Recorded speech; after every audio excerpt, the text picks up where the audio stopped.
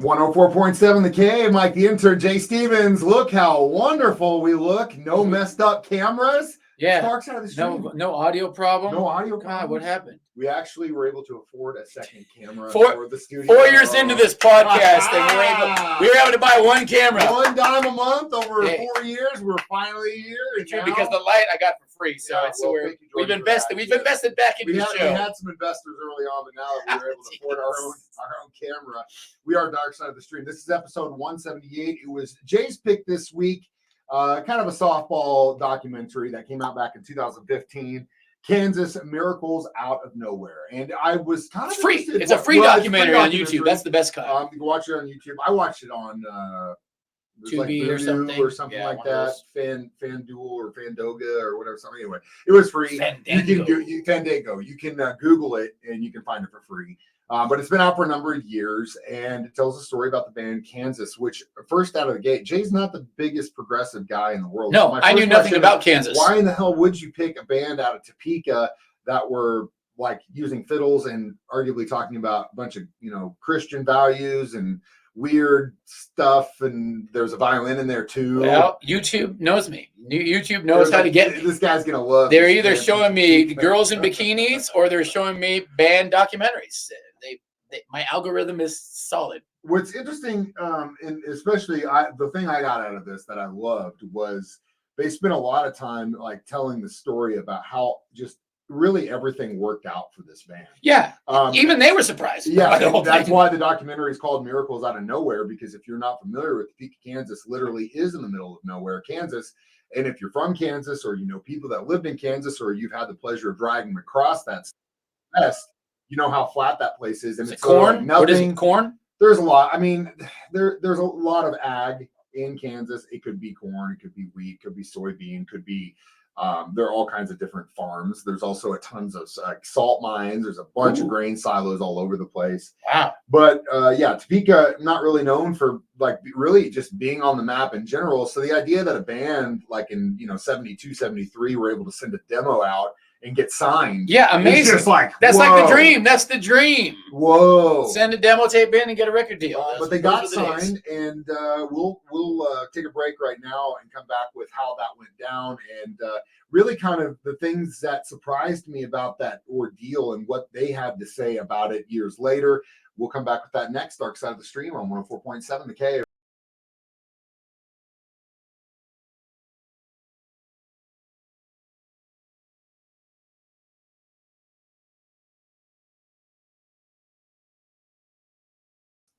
.7 The Cave, Mike the Intern, Jay Stevens back in the studio. Dark Side of the Stream episode 178, discussing Kansas Miracles Out of Nowhere. Kansas, the band.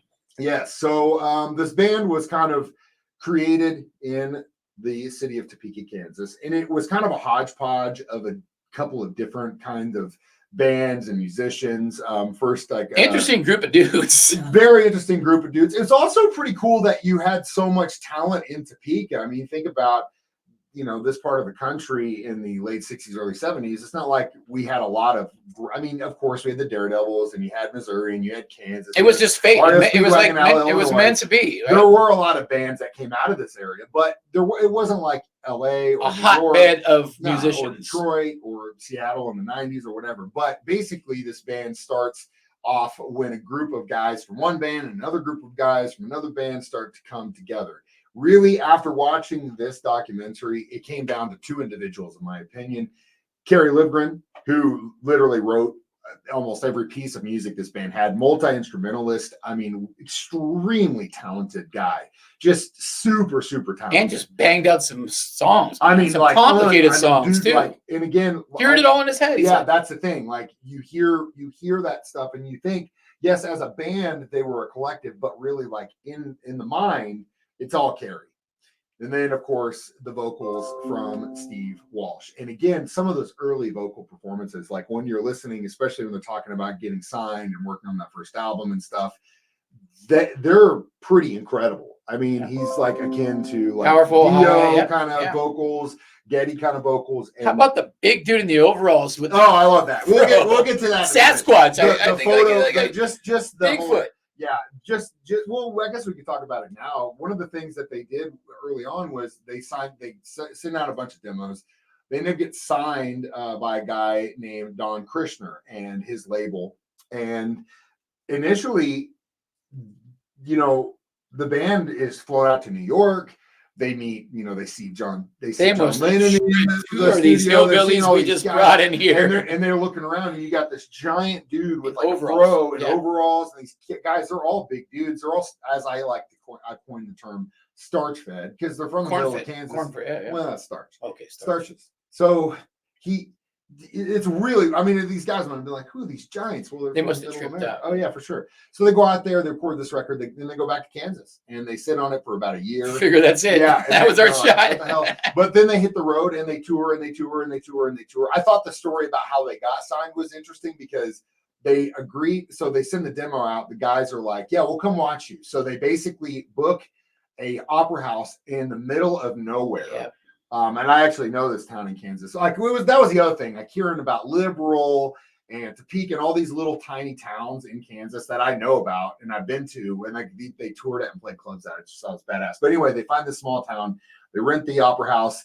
They print a bunch of flyers that say free beer, and they pack the place. So then when these guys fly in from New York, they're like, "Oh my god, these guys are huge!" I had no idea that was a great they were scam. giving away free beer. That was a Jay Stevens move. The other miracle was the cover for that first record is actually a painting inside the state capitol in Topeka. They couldn't figure out how to find the photo until they found a buddy of the band. Yeah. His dad was the state Another photographer. amazing thing. Another miracle. He had the photo. Boom. The first album is done. They were not too happy with the fact that they made him sit on it for about a year, but eventually came out. The thing that surprised the hell out of me, though, was they weren't really pissed off about the record deal. I mean, Kirshner he was the least upfront with them out of the gate and said, "Boys, you know how I make my money? Publishing rights."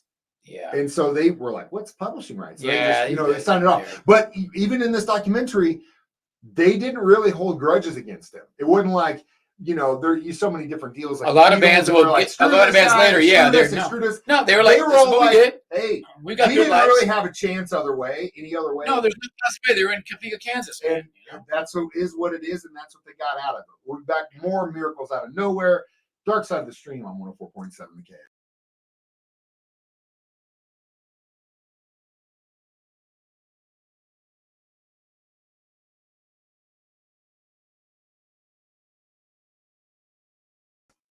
Mike the Intern, Jay Stevens back in the studio. Dark Side of the Stream, episode 178, Miracles Out of Nowhere, documentary about Kansas. So, of course, the band, the court after their debut album, they would have a Song for America and then Mask.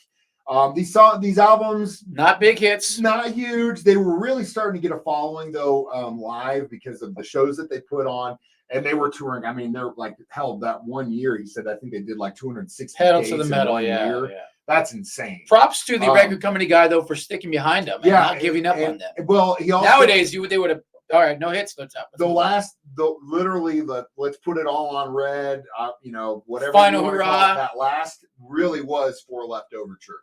And what's interesting is that they do the first album in New York, then they went to LA to do Song for America. And I think at a certain point when they felt the pressure of we got to really do something good here, they send them to this place. It's called The Studio in the Country, and it's right in the middle of the bayou. So I didn't know that's where they recorded Left Overture until I think maybe I did know, but I didn't. It wasn't. Forgot about it. But when you listen to this record and like all of what is in this, the last place in my mind is that they're like in the middle of the bayou and there's little gators swimming around and stuff. But that's where they did it, and it worked. Probably because they were in the middle of nowhere and they didn't have any distractions. Yeah, at least that's kind of the vibes I got.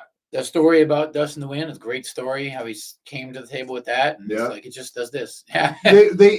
What's interesting too, though, is that all that's said and done, bands break up, bands grow apart. It's just like a relationship. You either grow together or you grow apart. And a lot of the times it's drugs, substance abuse problems, money. Yeah. But when it came down to it, it wasn't that really. I mean, I'm sure a lot of that stuff kind of did play a part in some fashion, right?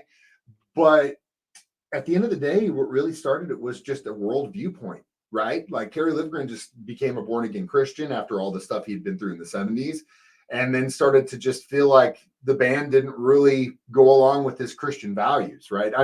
I don't think that happens too often in the world of rock and roll. I think Korn, didn't the guitar player for Korn, same thing? That One guy for a while, he bounced one, left for a while, came back. Mustaine, Megadeth. There are certain songs he still won't play just Wow. because he's born again. But it doesn't have. My point is, it doesn't happen that often. You know, it's usually he blew all the money on cocaine, or he's drinking every night. We got to hold him up to sing the songs. Yeah, you know, all this stuff, whatever it is. But yeah, so creative differences. Yeah, so inevitably, the creative part of it was a part of it, but really, it really came down to the fact that Livgren was like, you know what, this isn't with my values, and we need to walk away.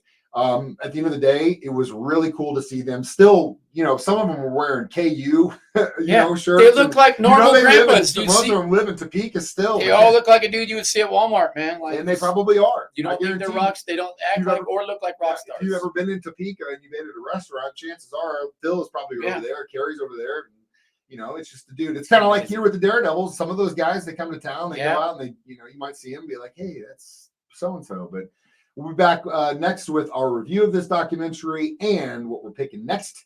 Dark Side of the Stream on 104.7 The Cave.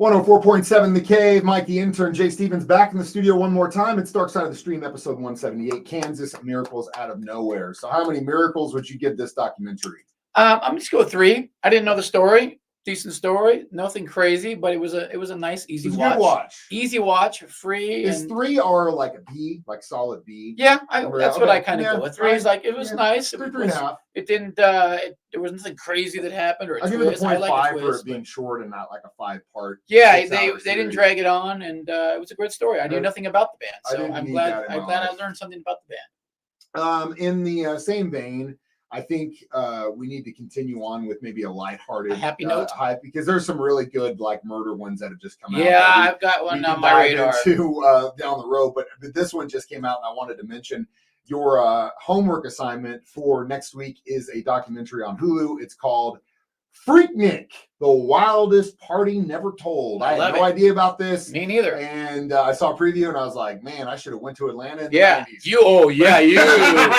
I know exactly what you saw. I saw the preview and I go, yep, that's Mike the Intern. No wonder he wants this one. There.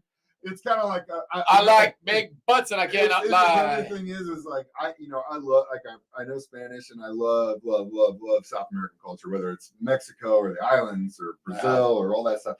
I would love to go to Colombia one day. Just like whatever, wherever, part Medellin, Bogota, whatever. I don't care. Would love to go. But the only way I would ever go is if I had someone next to me the entire time I was there that had connections, that knew people that hey man, you out here, you protected. Like that's all I need. Same thing with this. Like I would never dream about going down there by myself. But if I had someone that was like, you're in, bro, then I would do it. Well, but either way, that's what we're going to learn about. Freaknik next week, Dark Side of the Stream. Listen to this 9 a.m. or 6 p.m. on 104.7 The Cave, or as a free podcast on our 104.7 The Cave app. Or you can watch us do it live in our new camera that we just afforded off of Amazon on Facebook, 9 a.m. Jeff Bezos, thank you. Thank you for making it affordable, and thank you for not making us go to Temu. As always, I'm Mike the Intern. That's Jay Stevens. We watch movies. Am I still on the same side? I can't even tell. That's right. We watch movies. We watch documentaries. So you don't have to. It's Dark Side of the Stream on 104.7 The Cave.